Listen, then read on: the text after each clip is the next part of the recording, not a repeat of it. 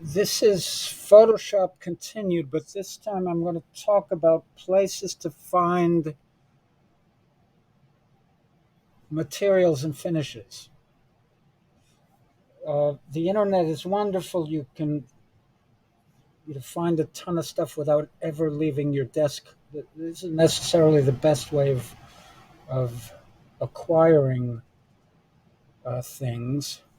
I had a little video once of students going through. So we have a material library at Suffolk University, and strongly recommend handling those material swatches. I um, last year, last couple of years, made a ton of masks with different materials that we purchased for Joanne. But well, let me start with places on the internet to find materials. Number one, Material Bank. Right, you want to get a subscription to Material Bank, right? And what is it? It not only shows you swatches of paints, coverings, finishes, woods, whatever. But you can actually order samples. They'll send you stuff. I have a box of them in the classroom. They're sitting, a bunch of little samples. They put together palettes for, there's stuff that's amazing. Years ago, we teach people to do this, and now they automatically do it by simply clicking things. Anyway, if I wanted to find the flooring, I type in flooring and it shows me, all right, what do you want? Carpet, teak. Teak is a type of wood. Uh, I can filter my selections by, clicking on the left over here. If I just want to see pearl and seashell, there are 29 of those types of things, and I can select them. And then when I select them,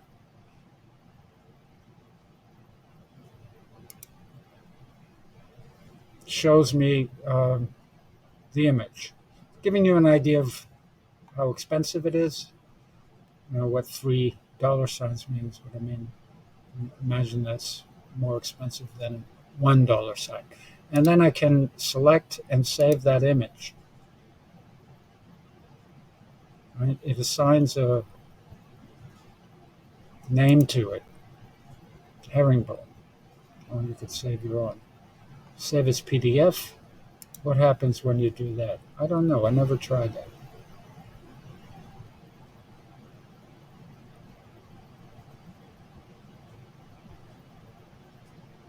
Looks like it created a PDF of whatever, all these pages. So you could send that to somebody, and there's part of your spec, right? Sample size 4 inches by 7 inches. Okay, Material Bank. Enough said. There's a site called Freeform that I find useful. Freeform. They have all sorts of stuff. Let me make this a little bigger on the screen here. Right. Uh, you're at the whim of the site as to how to navigate it, but I usually quickly click on something that says products, right? And that gives me a list of products. Great. Wall features. Okay, I've got things I can select from.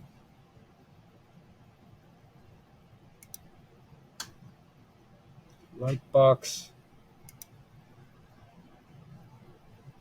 Lightbox, apparently product that I can project into ceiling fixtures. Let's see, shapes, ceiling shapes.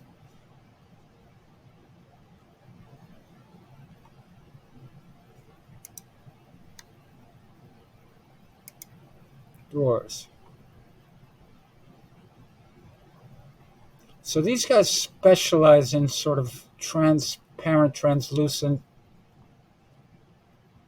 somewhat see-through stuff. I'm not sure what they're, but anyway, you get the idea, right? Looks like a lot of the stuff, the theme is, well, it's not quite opaque.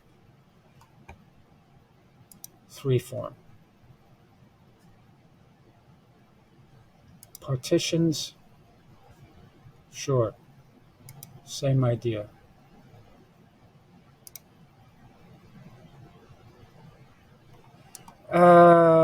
What else?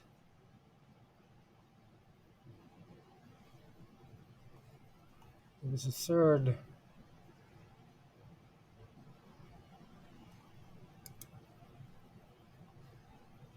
not sure what light art. So sometimes these sites have a division thereof.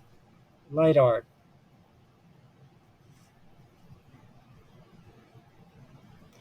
This is a division that focuses on lighting.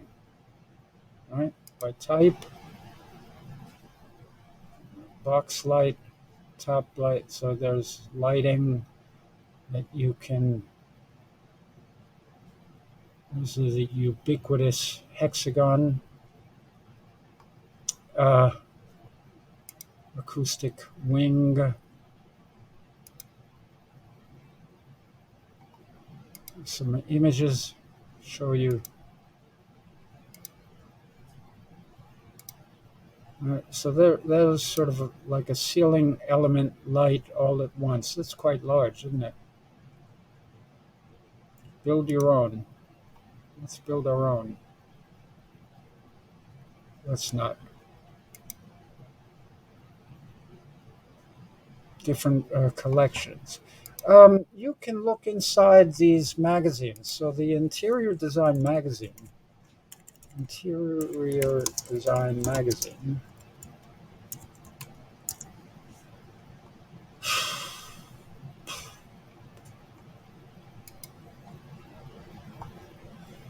uh, keeps track of their advertisers. So if I select products here, I can usually find a bunch of stuff. Bright ideas from lighting designers, spicy hues in office products. Let's see what that does. Okay, you can get a chair that color, you can get a lamp that color, you can get what? Some material that color, you can get a great big chair based on that color, presumably.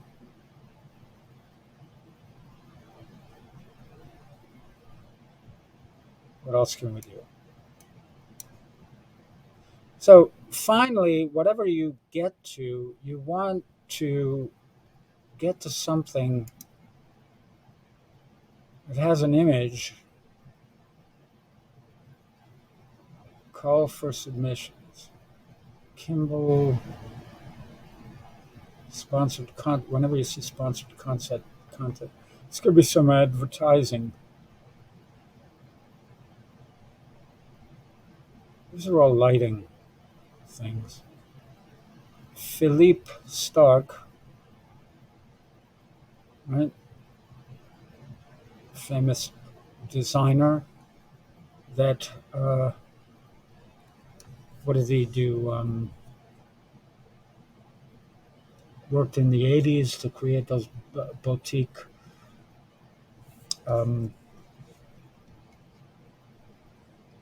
nightclub spaces and those things. And then we had an instructor here, Stephen Chung, who did some condos with Philippe Stark.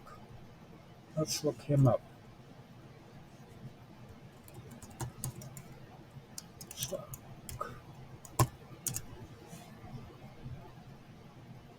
French industrial architect known for.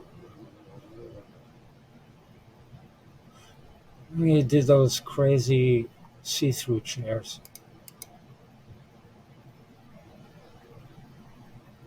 But he also, materials, I don't want to subscribe. I don't want, okay, whatever. That's the chair we just saw. The see-through chair I'm thinking of is that one. I think it's called a ghost chair or something.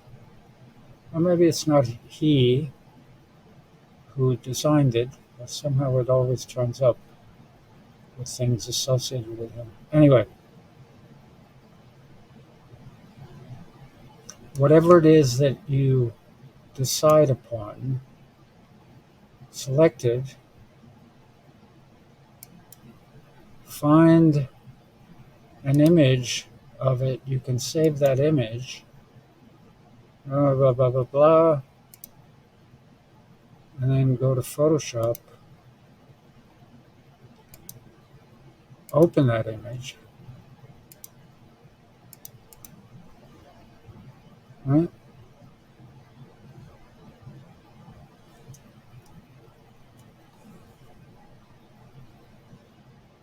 Select it. This is all one big image, but I can copy that.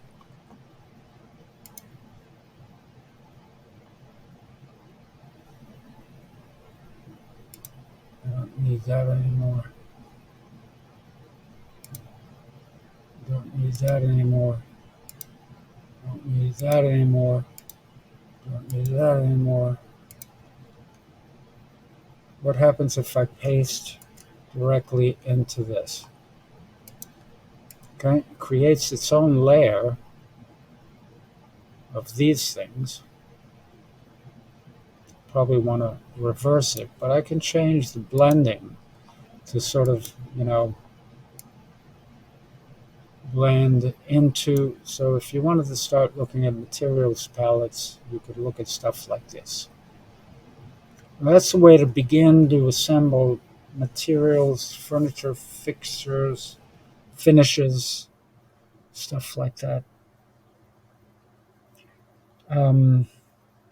Silhouettes.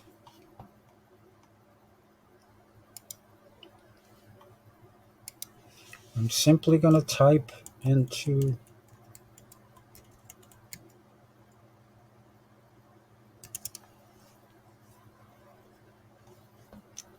Google, and I think I did this before. Select images. There's a ton of them. Free. I want free ones. These look all right. No, Shutterstock is going to royalty free. Let's see what that gives us.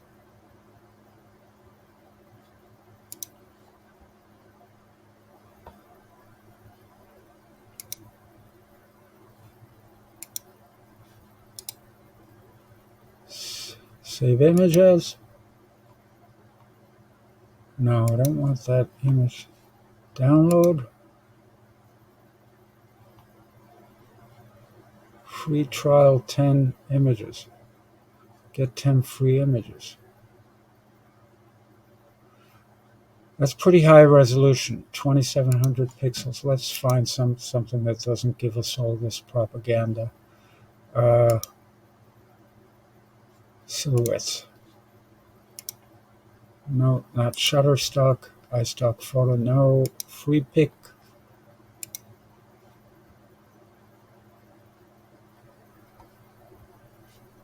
Rather like those.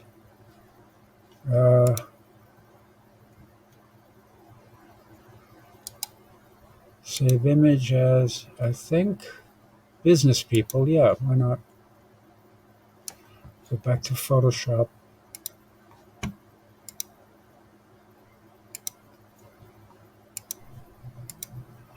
Now, when you have high contrast image, that is, something is either black or white, that's convenient because that's not as high resolution as I would have liked. But Photoshop allows you to quickly select, right? that profile, right? Because it's trying to complete that color.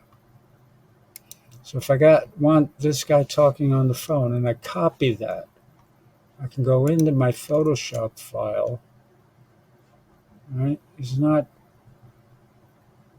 quite as big as I'd like him to be, but I can load that selection and scale it.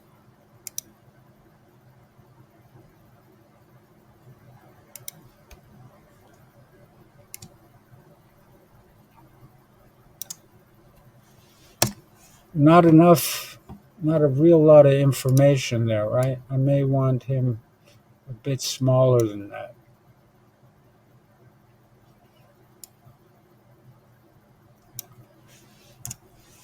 Deselect. But I can also, okay, let's say he's right here, right at my horizon. I can also modify the transparency, the opacity of that, right? And that gives me a little more context. He's not quite using those Philip Stark chairs, but he's there to give you an idea of where he is in the space.